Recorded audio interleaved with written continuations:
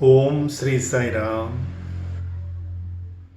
Sundara Mukha Shri Gajanana Ekadanta Shri Gajanana Prathamanamami Gajanana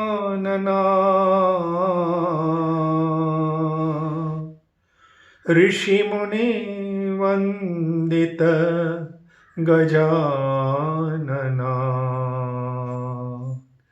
hey ऋषिमुनि Vandit Gajanana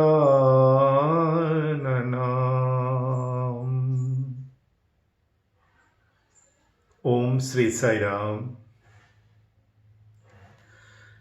As mentioned in my previous talks,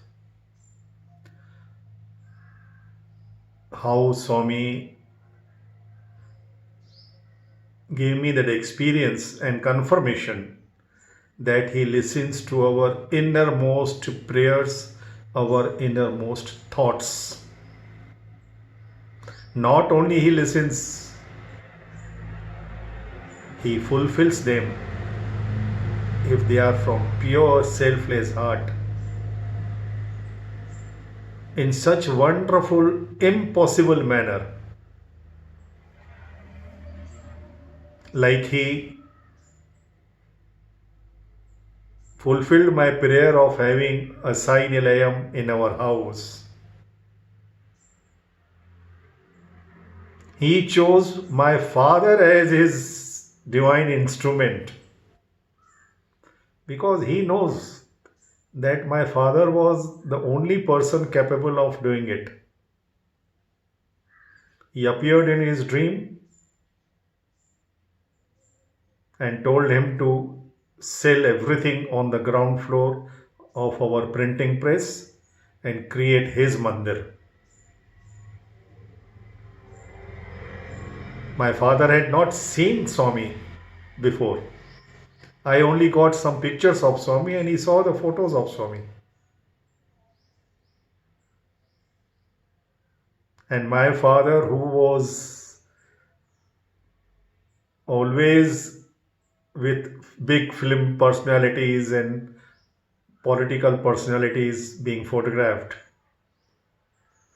now had to go to shop to order all the pictures of gods.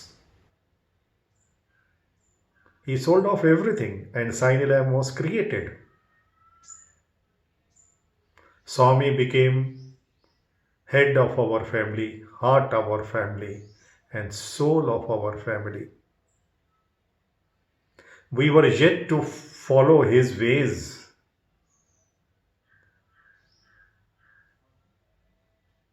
But even before this, God will not wait for anything. Once He has decided,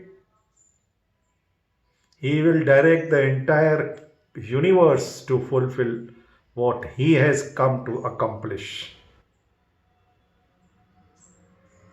He does not actually depend upon even our prayers or our qualifications or our eligibilities. No ways. रब नू कौन आखे कि यूं न कर और यूं कर. Who can tell God what to do and what not to do, how to do and how not to do? He once declared in Tray, I alone know whom to give, what to give, how much to give, when to give, and when not to give.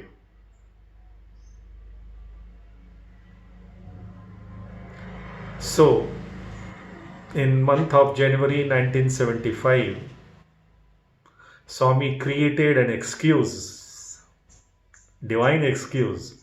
My father was not keeping well. He was admitted in hospital.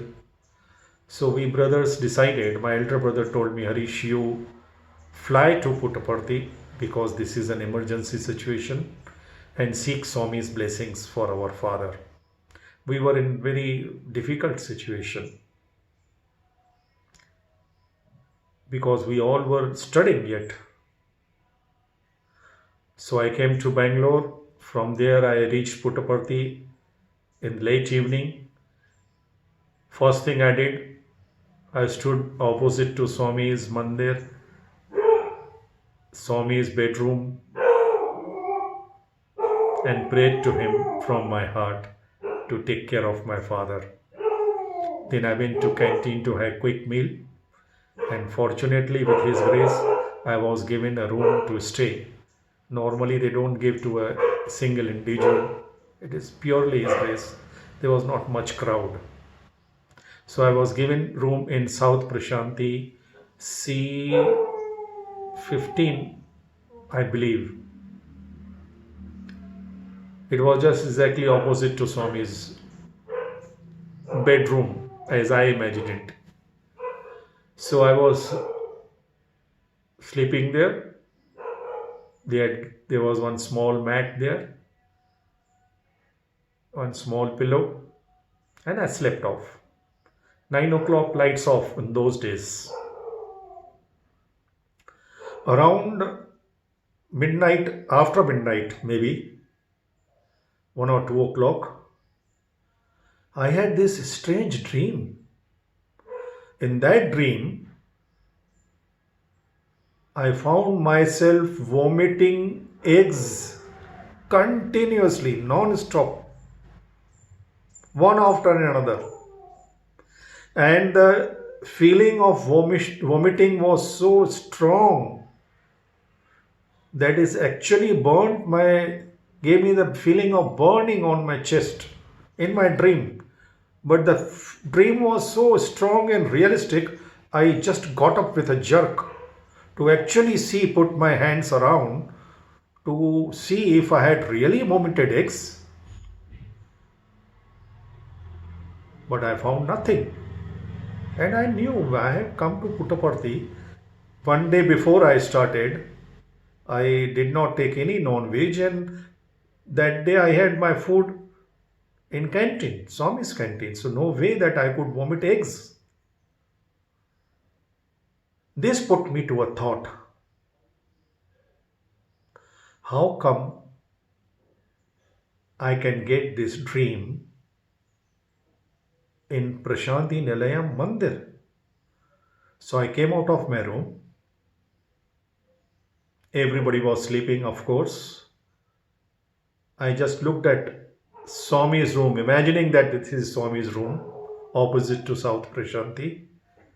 And I prayed to him to guide me, to interpret the dream correctly. And I got this interpretation, I believe, directly from Swami. I thought maybe Swami wants me to stop eating eggs, because I used to, as I mentioned, our family was pure non-veg. We hardly knew names of any vegetables. And morning breakfast means minimum 4 eggs.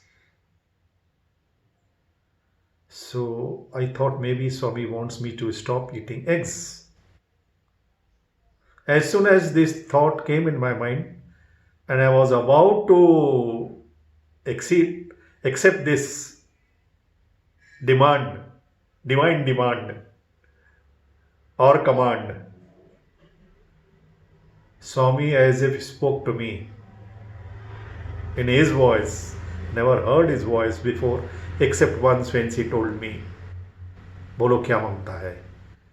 I could hear Swami's that voice, divine voice. So you will stop eating eggs and continue eating chickens. Oh, wow, now this is too much. In my hostel, my daily dinner was one chicken tandoori and one bottle of beer. And every Saturday, if we are in hostel for some projects or something, then we would go to the only Chinese restaurant that point in time, Oasis. And my favorite dish would be sizzlers, chickens, and Chinese soup, chicken soup.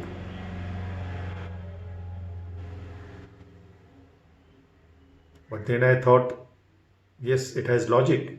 If I stop eating eggs and continue taking chicken, makes no sense. So I said, okay, Swami, I will not take eggs, nor will I take chicken. Hmm. But you will continue to take mutton and everything, fish, everything, huh? And now this was going beyond my expectations. I just could not decide and commit. Again, I prayed to Swami from the balcony.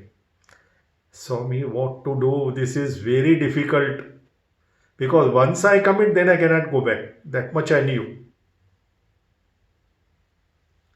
Swami gave me this divine strategy, which he often talks about. I separated myself from myself. I separated my mind from myself and I started speaking to my mind like a friend.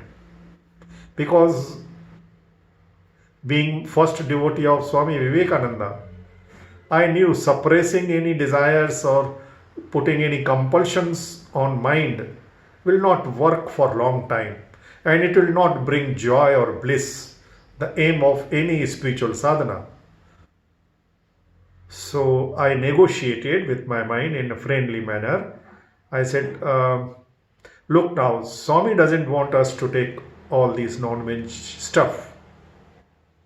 I understand that this has been our food for so many years, 20 years, 21 years. But now we had to, and we know that this is not good for our spiritual upliftment, our spiritual enlightenment. So, can we give it up at least for a year and try it out? My mind agreed to this logic of this time frame that we shall review the situation. If it works and if we are comfortable, fine. We are not going to lose anything. But if it happens other way also, we are giving freedom to ourselves to review the situation after 1 year.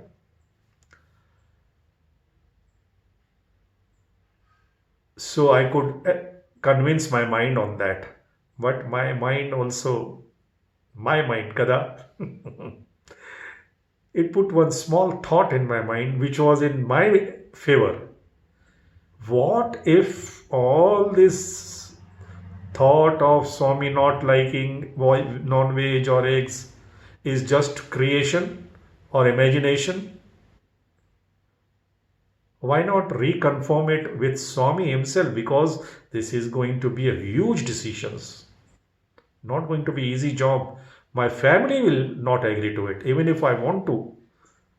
So I need little extra confidence to actually feel that yes, this is Swami's command and I have to do it. Where there is a will, there is a way, but will has to be strong. So my mind and myself both decided together and I prayed to Swami. Swami, we both agree and we believe that it is your command.